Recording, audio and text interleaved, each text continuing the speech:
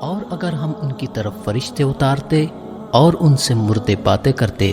اور ہم جمع کر دیتے ان پر ان کے ساتھ ہر شے، تو بھی وہ ایمان نہ لاتے مگر یہ کہ اللہ چاہے، اور لیکن ان میں اکثر نادان ہیں۔ اور اسی طرح ہم نے ہر نبی کے لیے انسانوں اور جنوں کے شیاطین کو دشمن بنا دیا، ان کے بعد بعض ایک دوسرے کی طرف ملمہ کی ہوئی باتیں بہکانے کے لیے خفیہ ڈالتے ہیں، اور اگر تمہارا رب چاہتا تو وہ ایسا نہ کرتے، بس انہیں چھوڑ دیں اس کے ساتھ جو وہ جھوٹ کرتے ہیں، اور تاکہ ان لوگوں کے دل اس کی طرف مائل ہو جائیں جو آخرت پر ایمان نہیں رکھتے، اور تاکہ وہ اس کو پسند کریں، اور تاکہ وہ کرتے رہیں جو وہ برے کام کرتے ہیں۔ کیا میں اللہ کے سوا کوئی اور منصف ڈھونڈوں؟ اور وہی ہے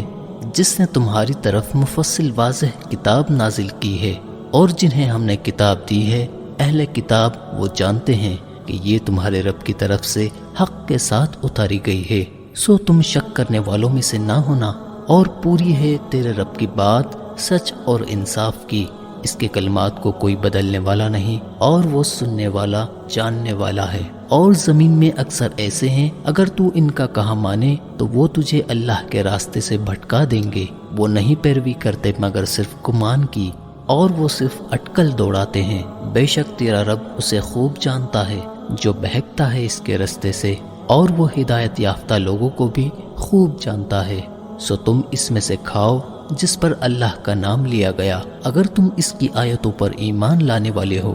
اور تمہیں کیا ہوا کہ تم اس میں سے نہ کھاؤ جس پر اللہ کا نام لیا گیا ہے، حالانکہ وہ تمہارے لیے واضح کر چکا ہے جو اس نے تم پر حرام کیا ہے، مگر جس پر تم لاچار ہو جاؤ۔ اور بہت سے لوگ اپنی خواہشات سے علم کے بغیر گمراہ کرتے ہیں، بے شک تمہارا رب حد سے بڑھنے والوں کو خوب جانتا ہے۔ اور چھوڑ دو کھلا گناہ اور چھپا ہوا، بے شک جو لوگ گناہ کرتے ہیں ان قریب اس کی سزا پالیں گے۔